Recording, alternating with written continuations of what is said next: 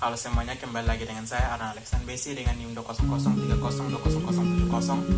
Salah satu mahasiswa Universitas Indonesia Nana Kupang, Fakultas Ilmu Sosial dan Ilmu Politik, program studi Ilmu Administrasi Bisnis. Pada kesempatan ini saya akan mempresentasikan hasil review materi semester 1 mata kuliah pengantar sosiologi dalam rangka memenuhi nilai ujian akhir semester. Berikut adalah videonya. Dalam semester ini terdapat 8 materi yang akan dipelajari. Yang pertama sosiologi, yang kedua masyarakat dan kebudayaan, yang ketiga sosialisasi, yang keempat interaksi sosial, yang kelima status dan peranan, yang keenam stratifikasi sosial, ketujuh institusi sosial, dan yang kedelapan kelompok sosial. Sekarang kita masuk ke materi pertama, yaitu sosiologi. Di dalam materi ini dibagi menjadi 3 bagian agar lebih mudah dalam pembelajaran. Antara lain yang pertama pengertian sosiologi, yang kedua mengapa muncul sosiologi, dan yang ketiga objek material sosiologi. Bagian yang pertama pengertian sosiologi.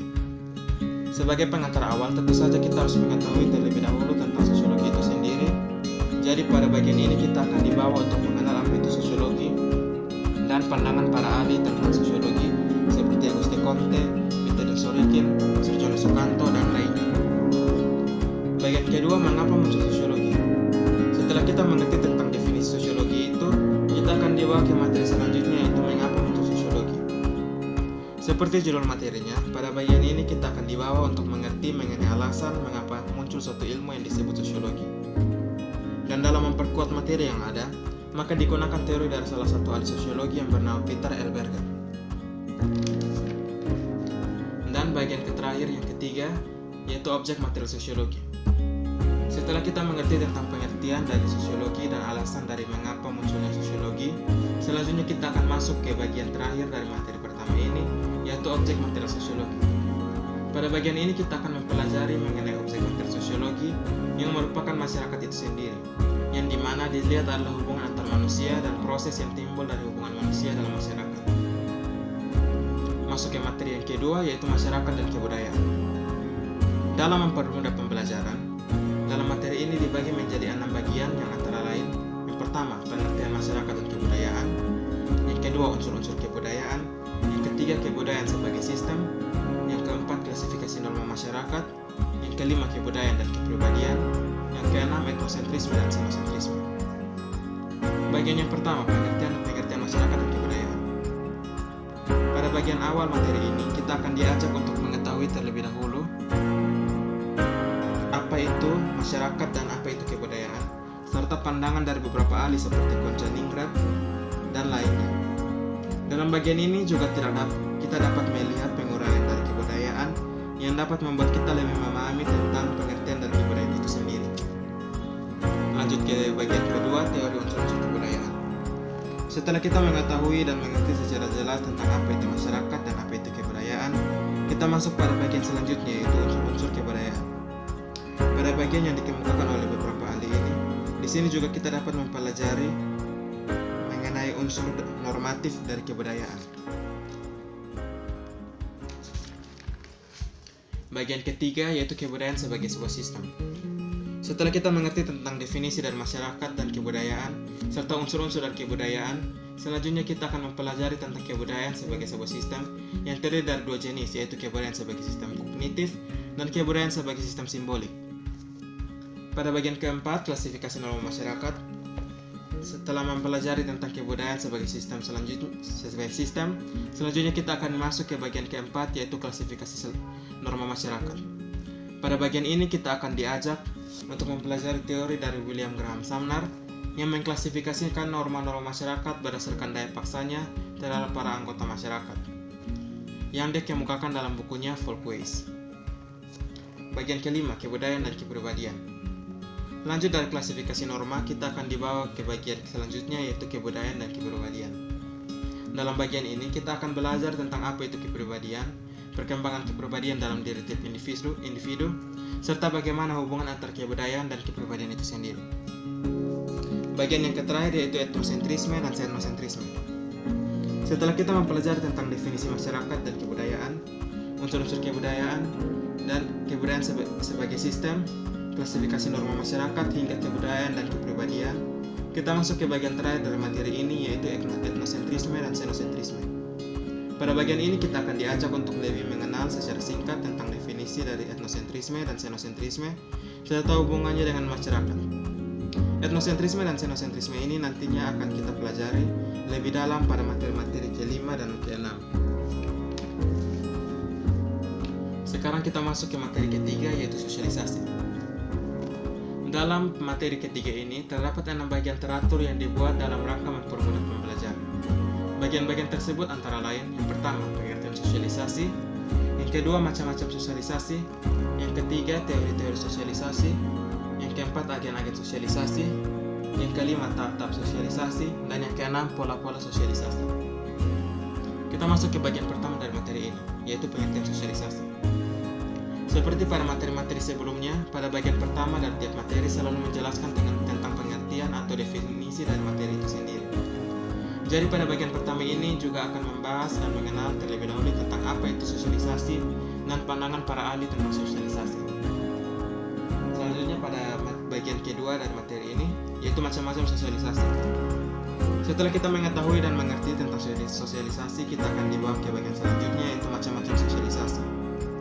Pada bagian ini, kita akan diajak untuk mengenal serta mempelajari macam-macam sosialisasi yang dikemukakan oleh Berger dan Lachmann. Bagian ketiga, teori-teori sosialisasi. Lanjut dari macam-macam sosialisasi, kita akan masuk ke bagian ketiga, yaitu teori-teori sosialisasi. Pada bagian ini, kita dapat mempelajari tentang teori-teori mengenai tahapan sosialisasi yang dialami setiap anggota masyarakat baru, yang dikemukakan oleh beberapa ahli seperti George Herbert dan Charles Horton Cooley. Bagian keempat, yaitu agen-agen sosialisasi. Setelah mengenal pengertian macam-macam hingga teori-teori sosialisasi, kita masuk ke bagian-bagian berikutnya, yaitu agen-agen sosialisasi. Pada bagian keempat ini, kita akan diajak untuk mengenal tentang agen-agen sosialisasi atau pihak-pihak yang juga berperan dalam kegiatan sosialisasi yang dikemukakan oleh Feller dan Jacobs. Bagian kelima, yaitu tahap-tahap sosialisasi. Apabila kita mengetahui tentang agen-agen sosialisasi, maka saatnya kita lanjut ke bagian kelima dari materi ini, yaitu tahap-tahapan sosialisasi. Dalam bagian ini membahas mengenai persepsi kita tentang bagaimana kita dipandang orang lain, serta perasaan kita tentang penilaian-penilaian tersebut.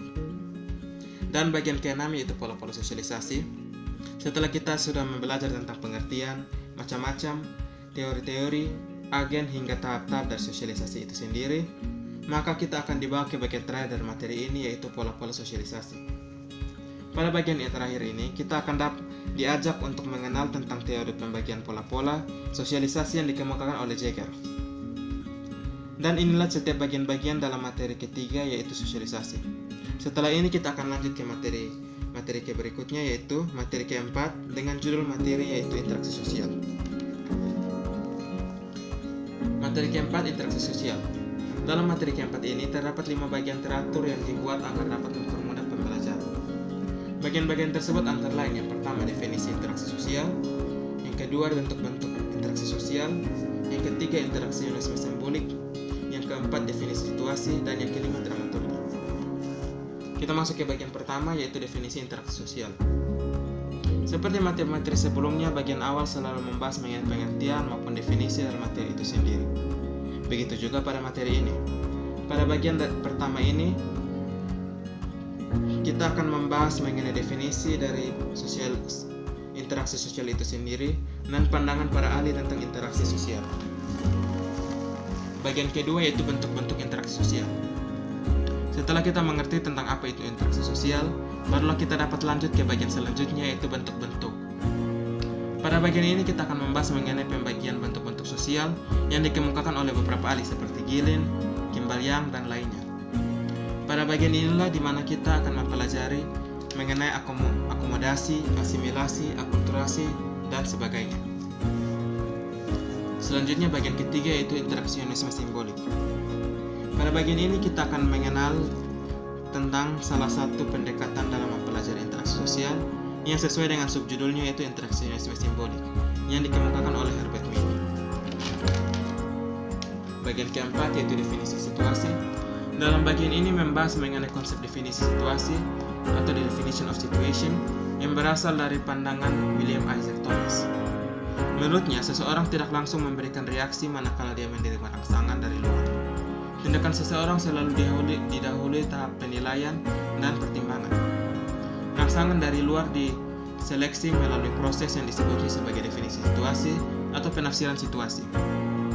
Dalam proses ini, individu memberikan makna terhadap rangsangan yang diterimanya.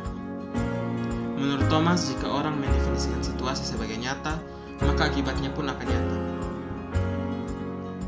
Bagian terakhir dari materi ini yaitu dramaturgi. Setelah mempelajari tentang definisi dan bentuk-bentuk interaksi sosial, interaksionisme simbolik hingga definisi situasi, kita akan masuk pada bagian terakhir dari materi ini yaitu dramaturgi.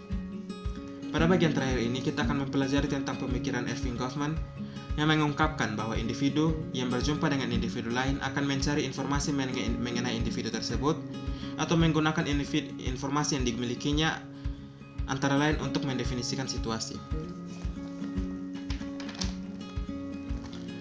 Kita masuk ke materi yang kelima yaitu status dan peranan. Pada materi kelima ini, status dan peranan, terdapat 4 bagian teratur yang dibuat dengan tujuan agar mempermudah dalam pembelajaran. Bagian-bagian tersebut antara lain adalah: yang pertama definisi status dan peranan, yang kedua perilaku peran, yang ketiga manajemen kesan, yang keempat macam-macam status. Kita masuk ke bagian pertama yaitu definisi status dan peranan. Seperti biasa, pada bagian awal dari setiap materi akan selalu membahas mengenai definisi dari materi itu sendiri. Jadi dalam bagian ini membahas mengenai definisi dari status dan peranan itu sendiri dan pandangan beberapa ahli tentang status dan peranan. Kita masuk ke bagian kedua yaitu perilaku peran. Setelah membahas tentang definisi dan peran dari status, peranan dan status, kita akan lanjut ke bagian kedua yaitu perilaku peran. Pada bagian ini kita akan membahas mengenai sistem perilaku peran yang berbeda pada setiap orang sesuai atau dengan status tertentu. Dan juga bagian ini membahas mengenai alat bantu perilaku peran yang menyebabkan orang lain mengharapkan dan merasakan perilaku yang diperlukan peran tersebut dan mendorong orang tersebut untuk berperan sesuai tuntutan peran tersebut. Bagian selanjutnya yaitu manajemen kesan. Setelah mempelajari tentang perilaku peran, selanjutnya kita akan diajak untuk masuk pada bagian ketiga dari materi ini yaitu manajemen kesan.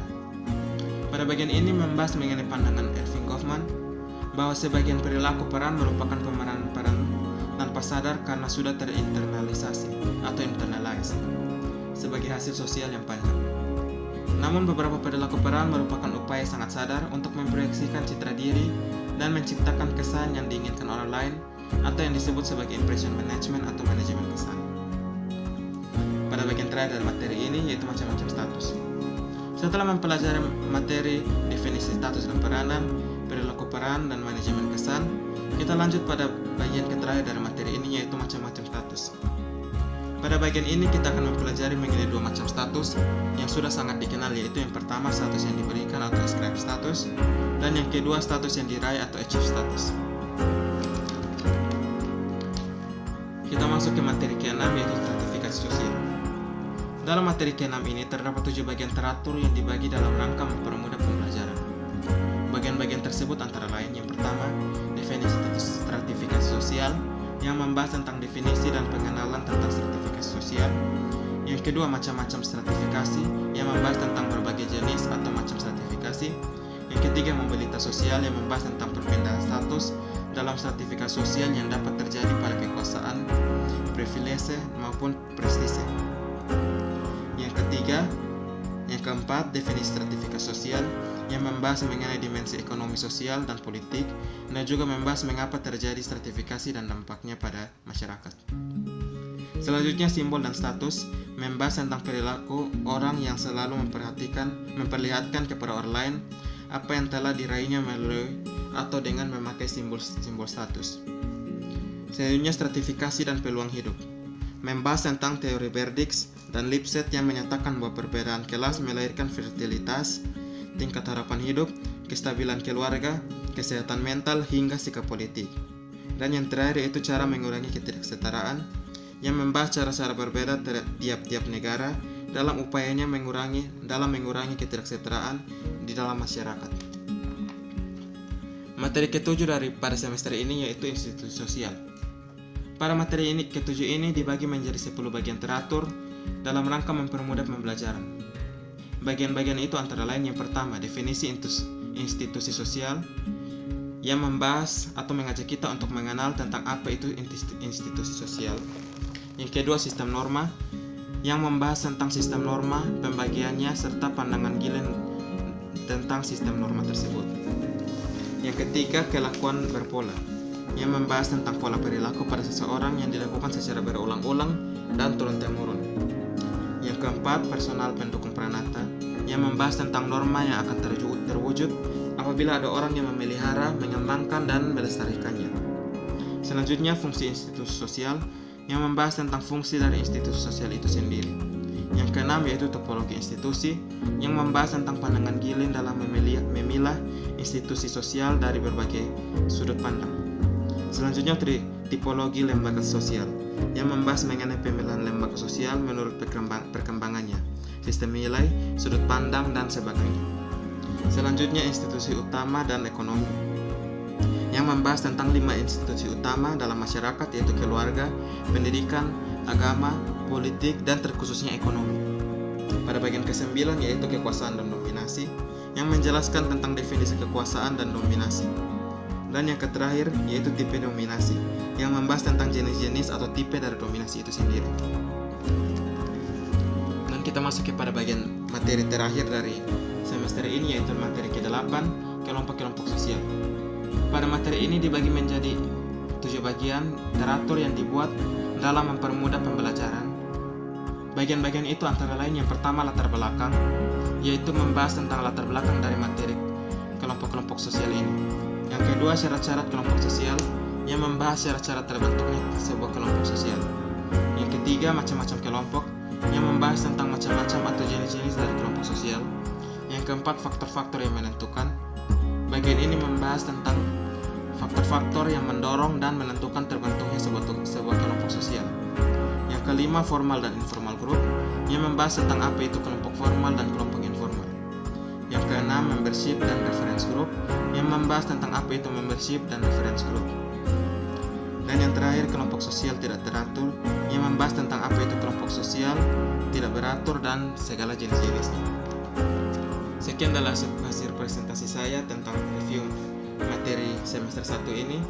Atas perhatiannya saya ucapkan terima kasih.